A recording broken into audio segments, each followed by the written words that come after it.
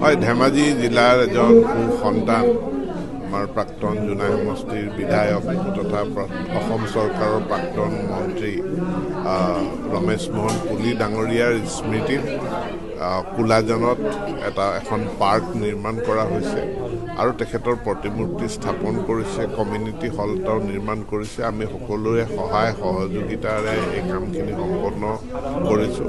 আজি মই প্ৰয়াত নেতাজনলৈ মোৰ গভীৰ শ্ৰদ্ধাঞ্জলি জ্ঞাপন কৰিছোঁ আৰু তেখেতৰ সুকৰ্মখিনি আমাৰ মাজত যাতে এই পাৰ্কখনৰ জৰিয়তে চিৰযুগমীয়া হৈ থাকে তাকে কামনা কৰিছোঁ। নাই, জননেতা ৰমেশ মোহন কুলি ডাঙৰীয়াৰ তেখেতৰ প্ৰতিমূৰ্তি এটা ইয়াতে স্থাপন কৰিছে। আমাৰ জননেতা ৰমেশ মোহন কুলি ন্যাস এটা কমিটি গঠন কৰি, আৰু খুব এটা ভাল কাম হৈছে।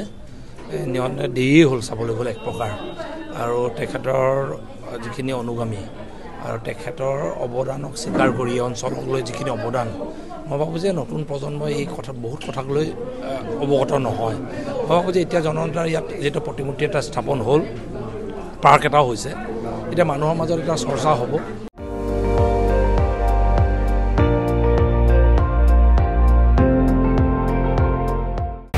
আপুনি চাই আছে ND24, সৰ্বশ্ৰেষ্ঠ নহয় সৰ্বোত্তমৰ দৌৰ।